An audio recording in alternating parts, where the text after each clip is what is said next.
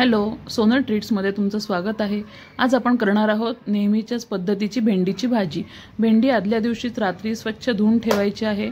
जमलं तर तुम्ही कट पण करून ठेवू शकता, त्यामुळे काय होतं भेंडी लवकर कोरडी होते।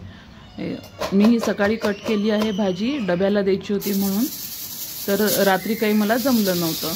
एक मिरची उभी चिरून घ्यायची आहे आणि शक्यतो भेंडीची भाजी कोरडी होण्यासाठी ना तुम्ही याला भाजीला फ्राय पॅन वापरा आणि याला कमी तेल लागतं। आणि जर तुमच्याकडे फ्राय पॅन नसेल तर तुम्ही नॉर्मल कढईत जरी केलं तरी त्याला मग तेल थोडं जास्त घाला, त्यामुळे काय होईल चिकटपणा जो आहे तो लवकर जाईल भेंडीचा आणि छान कुरकुरीत भाजी होते भेंडीची। मग नेहमीच्याच पद्धतीने करायचे आहे। मोहरी जिरं तडतडलं की हिंग घातला आहे, मिरची घातली आहे, माझी हळद घालायची राहिली आहे, ती थोडी हळद आता नंतर घातली आणि ही चिरलेली बारीक चिरून घ्यायची भेंडी, जाड नाही चिरायची, त्यामुळे ती चांगली कुरकुरीत होते। ही भेंडी बारीक चिरून घेतली होती, परतून घ्यायची आहे। एक 5-10 मिनिटं अशीच परतू द्यायची, मग त्याच्यातला जो चिकटपणा आहे तो आपोआप कमी व्हायला लागतो।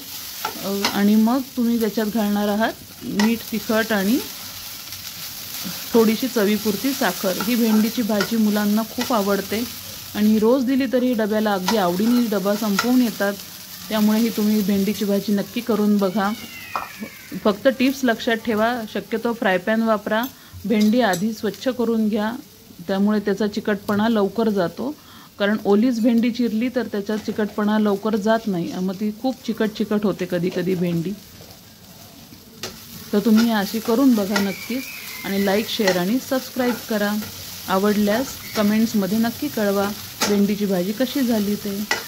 थँक्यू।